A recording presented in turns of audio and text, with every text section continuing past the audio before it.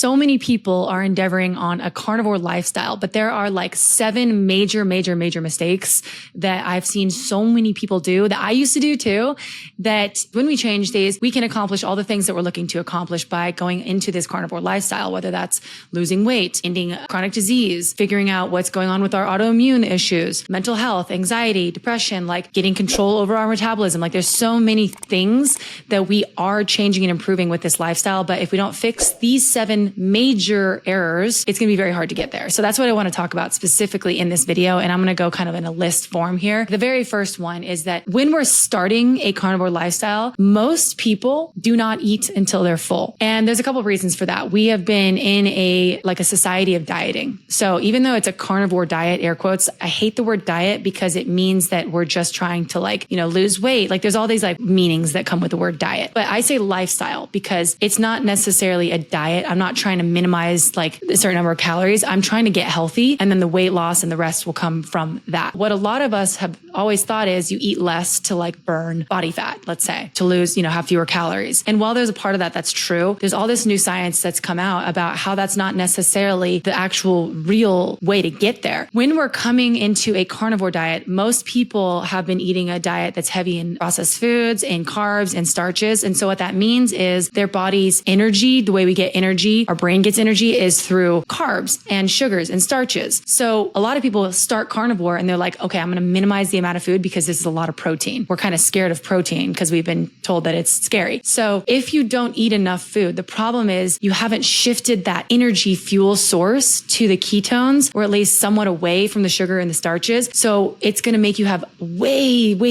stronger cravings, which is going to make it really hard to stick to a carnivore lifestyle. So what we need to do is actually eat at the very beginning, even a couple weeks, eat when you're hungry. Eat when you're hungry. If you're just doing carnivore, eat red meats, right? Eat canned grass-fed red meats if possible, but take away anything else that could be causing you to eat no fruits, none of that kind of stuff. Just eat the red meat and eat until you're full, because then you won't have those cravings. And the second you're full, the desire for the crappy stuff goes away. It just does. So always have something on hand when you're getting into this lifestyle. Let's go into another one. This one is big. Sometimes we fast too soon. So I think fasting's great. Autophagy is so important. That's basically the cells killing off dead cells in your body to regenerate new ones. And that's so beneficial for so many different things. So fasting is a really amazing tool and I think should be implemented. But I think we fast too soon for those of us that are getting into a carnivore lifestyle. And so what we try to do is we try to cut down,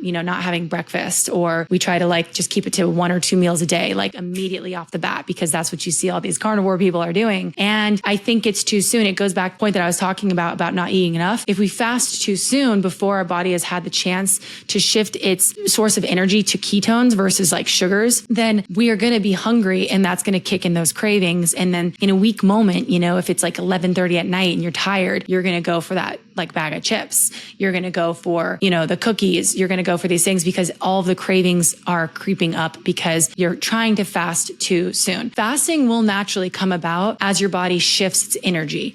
Seriously, you're going to not be hungry once you do carnivore for 3, 4, 5 days. Maybe it's going to take 2 weeks for you if you're really hardcore getting enough beef tallow or enough protein, red meats. It will shift, but don't force it too soon. That could cause you to have those cravings and totally reverse what you're doing, and it'll set you back a long way because then you're going to eat things that you didn't intend to. Going on to the next one is basically chilling out on the fake sugars. So aspartame, some people call it aspartame. I never know which one it is. That, or, people having, I can't remember what it's called, but the other fake sugars, sweet and low, that kind of stuff. Man, you see so many people out there that are really overweight, but they have a Diet Coke always in their hand. And so, there's mixed information about what these fake sugars might do to our insulin levels, but from what I've seen and from what I've experienced, I think, we have to really pay attention to that. Often you can see that those fake sugars, like what's in Coke Zero, Diet Dr. Pepper. I love Diet Dr. Pepper. It's so unfortunate. I can't drink it, but it will actually affect your insulin levels. And so, if you have insulin that's kind of all over the place, high insulin is going to make you hungrier. So if it spikes your insulin, anything that spikes your insulin, like a carb would, or sugars would, or whatever, it will make you hungrier, basically, to summarize it. And And so when you have a Coke Zero that then spikes your insulin, it's going to make you hungrier. Now, not everybody's going to have this effect. I know some people have fake sugar and it makes them feel full and all that. And I get it. What I am saying though, is that if we're trying day and day and day and day and week and week and week together, when your body learns to run off of ketones, you stop needing or craving any sugar at all. You stop wanting to snack. Well, if you have these fake sugars, you're never going to get to that place because you're kind of not allowing your body to make that shift because it still has that little Coke, Diet Coke in there, and I would even argue that a lot of this would be, I would potentially argue the same thing with our electrolytes. They're a good bridge. If it's not like if it's like stevia or something like that, it's much better, but just pay attention specifically to the fake sugars with the Cokes and all that stuff. It's going to damage your ability to not have cravings and to be able to get into ketosis and then also just like control how you're feeling and all that you're eating a lot. Because if you're doing it over time is when the big issues come in. One day it might protect you from eating too much or something. Sure, I get that because it's going to satisfy it. But over time is kind of what I'm talking about. Okay, then let's go into the fourth one, which is eating butter. So this is interesting. I think butter is great. I think raw butter is fantastic. I eat raw butter. But one of the mistakes that I made early on is that I had raw butter far too soon. I grew up with an eating disorder. I always had an issue with food. There's certain foods that like will set me off. What I didn't know is that butter was that way too in the beginning. So butter is a fat, but it has a flavor to it, specifically if it's salted, that can make us just want to keep eating the butter. And so cool, like a lot of people will say, yeah, have a lot of butter in your day, that's fine. For me, I found that when I instead did tallow, beef tallow, it's just rendered beef fat, instead of butter, as I was starting this lifestyle, maybe for the first couple months, and I was getting into the swing of it, that allowed me to control cravings way more. It allowed me to control my portion sizes. When I had butter too soon up front, maybe I wasn't using ketones yet, maybe I wasn't, in the habit yet, or I was easily triggered by foods still, because it was early on, I ate too much. And I would eat like way too much butter, which, yeah, calories isn't everything. But if you have like an excess of calories day over day, that's more energy than you're expending, that's not going to really get you your results. So what I'm saying is, as you're starting, if you're sensitive to foods like the way that I was, possibly start with beef tallow because it doesn't really have a flavor that you're going to want to keep eating, and use that as a way to supplement for fat, and don't do raw butter for some time until you're really in the swing of things. Okay, let's go on to the fifth one, which is working out too much. Now, we're all vain. We all want to look great and we all want to feel great and all that stuff, but we want to look good. We want to look good. And so a lot of us will just kill ourselves working out. I used to run on a treadmill, literally 7 miles a day on a treadmill, which is like, obviously not healthy. This is when I was in high school because like I said, I had issues with food, eating disorders my whole life. That's a form of a disorder, is working out too much. Now, strength training, love it. Doing like that's going to help with bone density. That's going to help with just health overall, both physical and mental. That's been proven by so many different people it logically makes sense to move your body and all that. What I'm saying is don't overtrain, right? You don't need to run 10 miles a day if you're doing carnivore. And in fact, that could really kind of hurt you because, again, if you're doing that far too soon because you're just trying to speed up the weight loss process, it's going to backfire because you're basically going to be burning a ton of calories. You're going to have far fewer carbs in your body. So your body's still adjusting to using ketones as body fat. So it's going to be like grasping for anything it can for energy to make up for the loss that it's getting from running quite a bit or working out for like hours a day or whatever. Then you're going to start craving foods and possibly overeat. And you're not really going to, give yourself a chance to understand what your baseline is of just like normal eating. So yeah, don't work out too much. Don't overdo it. Don't obsess over burning calories as you're starting this. Again, the goal is to get healthy from the inside out.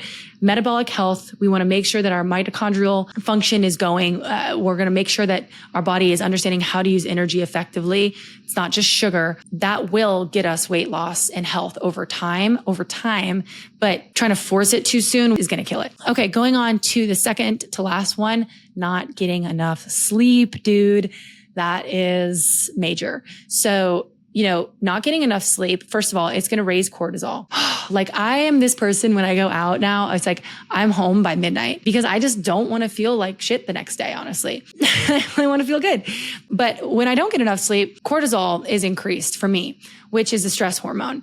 And when we have a stress hormone, that signals to us that we a lot of times are low on energy. And so our body needs to bring in energy somehow. So like as an example, last night was kind of a rare experience. I was out at a friend's party. I didn't leave the party until 2:30 in the morning. I got home at 2, and I got home at 3, and I was exhausted and I was starving. Even though I had had 2 pounds of meat earlier in the day, my body was tired. So it was trying to give me energy, and it was doing that in the form of making me hungry. So of course I wanted to go to every single 7-Eleven I saw, every single one, because I was tired.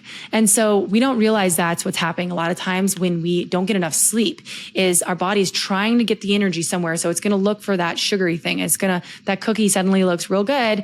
You're going to wake up and your cortisol levels are higher, signaling to your body, how do I bring it down? And it's going to search for those energy sources to help bring the cortisol down. So prioritize sleep. Once I started doing that, everything got like much easier. I think the saying is you want to have 7 to 9 hours of sleep. You don't need that much once you start doing carnivore. Just go off of kind of what it gives you. A lot of times I need 6, but get as much as you need. And you'll see what that looks like. Just make it a priority and you're going to be way less hungry. It's going to work for you. The last thing here. Now, this is something that I think is missed quite a bit. This is going into our need for sunlight. Like literally without sunlight, we could not live, period.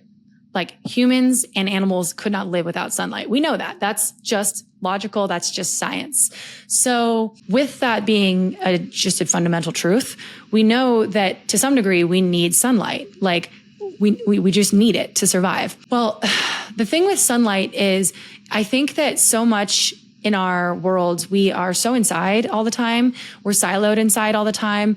There's so much like angst about cancer. And while that's also like it's a real thing, there's a little bit, I think, too much emphasis on staying away from the sun when I think we need the sun. I know we need the sun.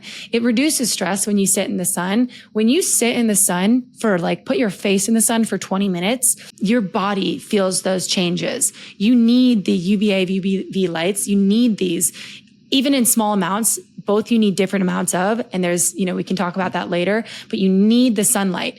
When you have the sunlight, that's going to do the same thing as the sleep. It's going to lower your cortisol levels, and it's going to make, it basically makes, it's like hard to go into, but it makes your body work in a way. Even if you're getting in clouded sunlight, let's say you're in Seattle or London or whatever, that is so much better. You're still getting a ton of sun.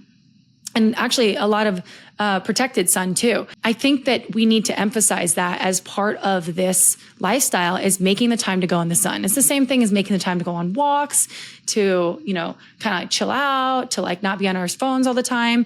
But it's these real basic things that are not really having to do with the food that we're eating as much, but the things around what we're eating that are going to support that. We've been taught and told and sold so much that all of the solutions for our health are going to come in the form of a pill, like a little pill. That's only been something in the last 100 years that humans have developed.